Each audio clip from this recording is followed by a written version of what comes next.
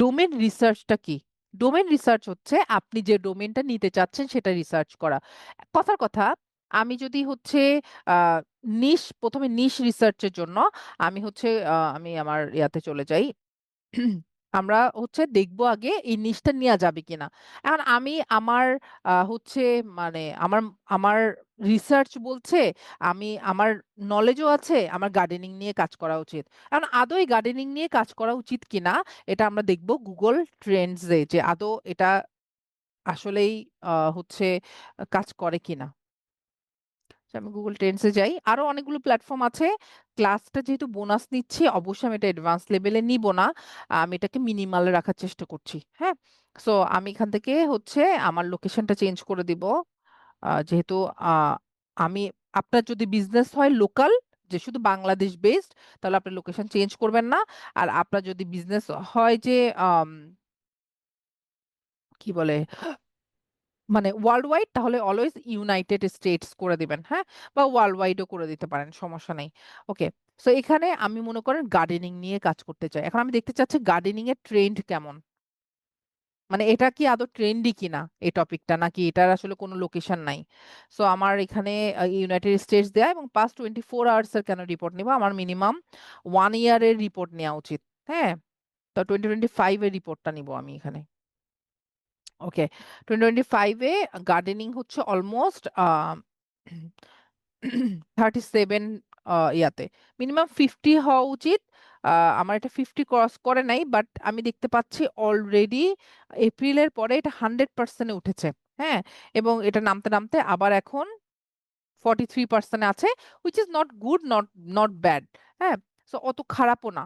কারণ গার্ডেনিং নিশের জন্য একটু আম আমি যদি কান্ট্রি চুজ করি, মনে করেন হচ্ছে আমি একটু নিচে যাই তাহলে আরেকটু ভালো বুঝাতে পারবো। আ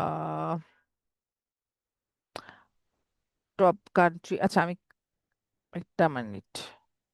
এটাকে ওয়ার্লড ওয়াইড করে দিই। আমি শুধু ইয়া করেছি তো ওয়ার্লড ওয়াইড করে দিই। মানে পুরা ওয়ার্লডে মনে করেন আমি ব্লগ নিয়ে কাজ করব। তাহলে তো আমি ওয়ার্লড ওয়াইড সার্ভিস দিতেই পারবো। তাই না?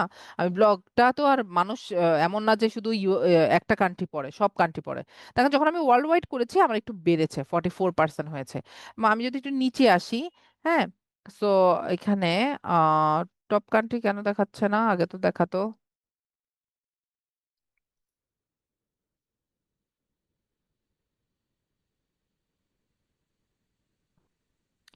আ দেখেন কিছু টপিক রাইজিং কিছু কোয়েরিজ দেখাচ্ছে যেগুলো মানুষ অনেক বেশি সার্চ করে। হ্যাঁ? কিছু টপিক কিওয়ার্ড দেখাচ্ছে যেগুলোতে মানুষ সার্চ ইনটেন্ট আরকি। মানে খুব মানুষ এগুলো অনেক পছন্দ করে। মানুষ অনেক সার্চ করে এগুলো দেখাচ্ছে। আগে কান্ট্রি সাজেশনও দেখাতো কোন কান্ট্রিতে সবচেয়ে বেশি হচ্ছে আসলে আ উম আ অনেক বেশি ট্রেন্ডি। এটা কেন এখন দেখাচ্ছে না আমি বুঝতে পারছি না। এদিকে দেখাতো এখানে। উঠিয়ে দিয়েছে ওরা হয়তো। উম আপনি ডাউনলোডও করতে পারবেন আপনার কোয়েরিজ। হ্যাঁ, উঠিয়ে দিয়েছে ওরা। ওয়ার্ল্ড ওয়াইড রিপোর্ট দিয়েছে, বাট হচ্ছে কান্ট্রি উঠিয়ে দিয়েছে এবং সিটি পর্যন্ত দিত কোন সিটিতে অনেক বেশি ট্রেন্ডি। ঠিক আছে? সো এরকম করে এখন মনে করেন আমি এখন আমার এটা যেহেতু 50% এর কথার কথা এটা 50% এর কাছাকাছি না। তাহলে আমি আমার টপিক আবার চেঞ্জ করতে পারি। হ্যাঁ? যে আসলে এখন কি অবস্থা এম টপিক, এবং আপনি এখন ট্রেন্ডে আছে এমন টপিকও আপনি দেখতে পারবেন যে এখন ট্রেন্ডে আছে। হ্যাঁ? এমন কি, কি টপিক আছে যেগুলো নিয়ে কাজ করা যেতে পারে। সো ওভারঅল আমরা হচ্ছে একটু রিসার্চ করব এবং রিসার্চ শেষ করে আমরা হচ্ছে ডিসিশন নিব। একটা টপিকে শুধু আপনার এক্সপেরিয়েন্স আছে ওটা নিয়ে পড়ে থাকা যাবে না। অনেকগুলো টপিকে এক্সপেরিয়েন্স আর নলেজ নিয়ে কম্পেয়ার করে দেন ডিসিশন নেওয়া উচিত নিশ কি হবে। এখন কথা হচ্ছে যে কথার কথা আমি নিশ চুজ করলাম। আমি সর্টেড আমি চাচ্ছি গার্ডেনিং নিশ নেব। এখন গার্ডেনিং নিশ নেওয়ার পর আমার ডোমেইনের নাম কি হবে? gardening.com নাকি হচ্ছে আ কি বলে এটাকে যে আ কথার কথা আ আ আমি চাচ্ছি হচ্ছে আ গা গার্ডে গার্ড আ gardeningworld.com, ওই যে গার্ডেনার্স ওয়ার্ল্ড একটা ওয়েবসাইট দেখালাম না? ওটার মতো যে gardenersworld.com। তো এটা তো অলরেডি আছে। তাই না? আচ্ছা মনে করেন আমি জানি না আছে কি নাই। সো আমি চাচ্ছি গার্ডেনিং লাইফ। আমি লাইফস্টাইল নিয়ে কথা বলব এরকম একটা চাচ্ছি। হ্যাঁ? এখন আমি দেখব যে এটা আমি আদৌ পাই কিনা। প্রথমত হচ্ছে এটা আমি পাই কিনা আমাকে দেখতে হবে। আমি দেখার জন্য আমি চলে যাচ্ছি মনে করেন নেম চিপে, আপনাকে ওখানে যেতে হবে এমন কথা নাই, নেম চিপ থেকে দেখা যায় অনেক সুন্দর করে, এই জন্য আমি নেম চিপ দেখাচ্ছি। আলটিমেটলি আপনি যেখান থেকে হোস্টিং প্যানেল নেবেন ওখান থেকে আপনি কিনতে পারবেন।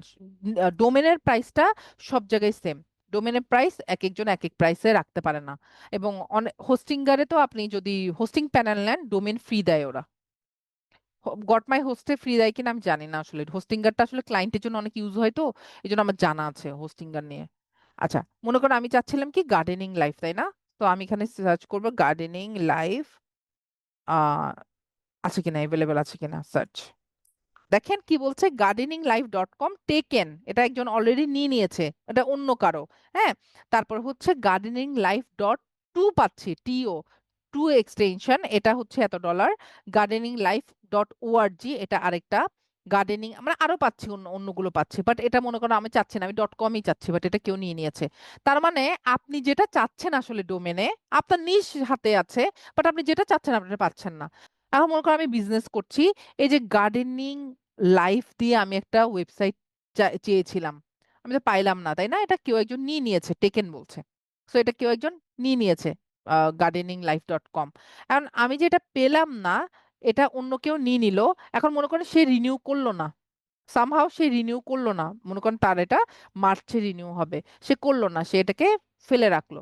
তাহলে এই gardeninglife.comটা আমি চাইলে কি নিতে পারবো? মানে এটা এক্সপায়ার হয়ে গেছে।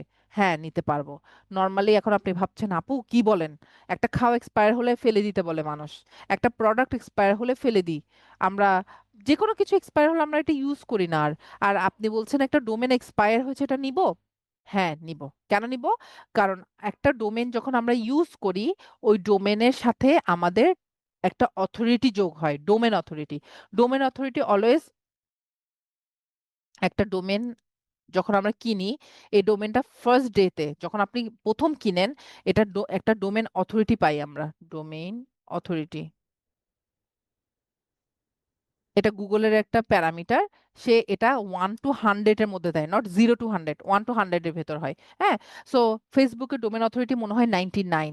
হ্যাঁ, আপনি ওয়ান, ওয়ান হলেন, আপনি 1 বছরে অনেক কিছু করবেন, আপনার ওয়েবসাইটটাকে সাজাবেন, কন্টেন্ট দিবেন, এরকম করতে করতে হয়তো সেকেন্ড বছরে আপনার ডোমেন অথরিটি 3 হলো। হ্যাঁ, পরের বছর আপনার ডোমেন অথরিটি 6 হলো, এর পরের বছর আপনার ডোমেন অথরিটি 7 হলো, এর পরের বছর আপনার ডোমেন অথরিটি 9 হলো, এর পরের বছর আপনার ডোমেন অথরিটি 13 হলো। এটা আপনার ডিপেন্ড করছে আপনার কাজের উপর, আপনার এসইওর উপর, আপনার ভিজিটরের উপর। হ্যাঁ, এরকম করে করে আপনার ডোমেন অথরিটি বাড়তে বাড়তে একটা সময় 20 হবে, একটা সময় 50 হবে, ভিজিটরের উপর ডিপেন্ড করে করে, তাই না? তো এখন আমার ডোমেন অথরিটি যত বাড়বে আমার পাওয়ার তত বেশি, তাই না? এখন আমি মনে করেন নাজলি .com একটা ডোমেন চাইলাম, বা গার্ডেনিং লাইফের একটা ডোমেন চাইলাম, পাইলাম না, তাই না? বাট তাহলে আমি গার্ডেন লাইফ নিলাম, তাহলে আমার ডোমেন অথরিটি আমি পাচ্ছি 1। বাট আমি একটু ওয়েট করে যদি কারো এক্সপায়ার হয়ে থাকা ডোমেন নিই, যাদের এক্সপায়ার হওয়া ডোমেন, তা আমি তখন আমার ডোমেনটা আমি স্টার্ট করছি হয়তো 9, 10, 11, 12, 20, মানে যার ডোমেন অথরিটি যত তত দিয়ে। তাহলে কোনটা ভালো? এক্সপায়ার্ড ডোমেন ভালো নাকি হচ্ছে নিউ ডোমেন ভালো, বলেন তো? একটা এক্সপায়ার্ড। একটা নিউ ডোমেন যে বিসমিল্লা করে জন্ম হয়, একটা ডোমেন যার ডোমেন অথরিটি হয় 1, এটা ভালো?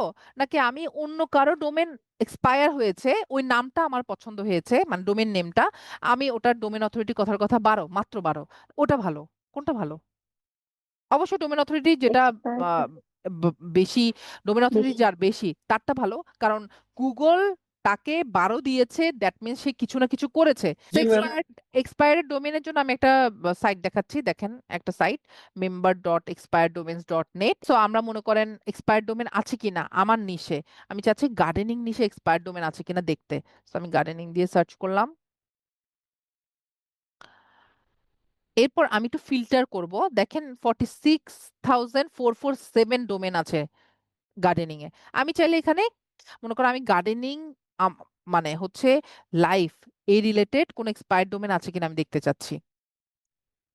সো লাইফ ক্লাব, লাভ, ইনফো, অনেক কিছু আছে। হ্যাঁ, বাট আমরা লাইফটা সরিয়ে দিচ্ছি, তাহলে আমি .com পাবো না দেখে আমি শুধু গার্ডেনিং শব্দটা দিলাম, আমার নিশটাকে রাখলাম।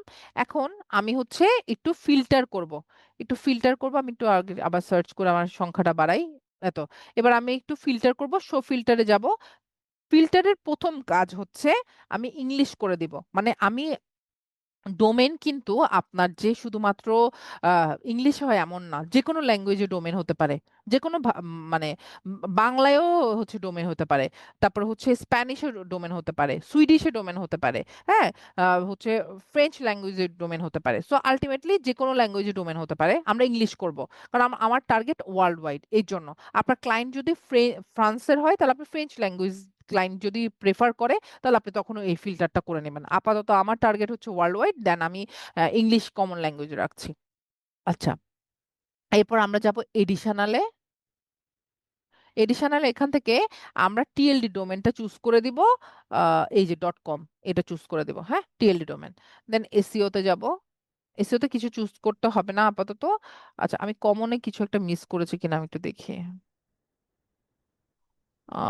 কমনে ইংলিশ, এই যে ডিলেটেড ডোমেনস দিব, হ্যাঁ, যে ডোমেনগুলো ডিলেট হয়ে গেছে এই টাইপের ডোমেইনস গুলো দিচ্ছি। মানে মানুষ এখনো রেখেছে, সে ডিলিট করে নাই, তার কাছে রেখেছে, এরকম ডোমেইন চাচ্ছি না। আচ্ছা, ম্যাজেস্টিকে যাচ্ছি, ওখান থেকে আমরা সাইটেশন ফ্লো মিনিমাম 7 করব, এর কম হলে আমরা নিব না। ট্রাস্ট ফ্লো 7 করব, এর কম হলে আমরা নিব না। হ্যাঁ, citation flow and trust flow কি, এগুলোর সামনে এসইওর টপিক আসবে, অনেক বুঝতে পারবেন। এর আগে ব্যাকলিং বুঝতে হবে, তখন গিয়ে আপনি citation flow and trust flow বুঝবেন। আপাতত এটা ফিল্টারটা বুঝে নেন, পরে সামনে অনেক বুঝে যাবেন। বাস এতটুকু। এখন আমরা হচ্ছে অ্যাপ্লাই ফিল্টার দিব। দেখেন কোথায় 46,000 প্লাস ছিল আমার ডোমেন, এখন আমার ফিল্টার করার পর নেমে এসছে মাত্র 29-এ। ঠিক আছে, এখন আমি চুজ করতে পারি। দেখেন আমি gardening.com পাচ্ছি এক্সপায়ার্ড ডোমেনে, দেখেছেন, গার্ডেন.কম পাচ্ছি। তারপরে বাট এটা পেমেন্ট অফার নাই, মেক অফার দিতে হবে। এরকম আমি অনেক পাচ্ছি, gardening, kids gardening store dot com, gardening forum dot com, gardening babs dot com, forum site হলে আমি এটা নিতাম। হ্যাঁ, এরকম আমি অনেকগুলো পাচ্ছি, বাট আমি এতগুলো অপশনের মধ্যে কোনটা নিব কোনটা নিব না, এটা বোঝার জন্য আমাদেরকে একটা কাজ করতে হবে, ম্যাথ করতে হবে।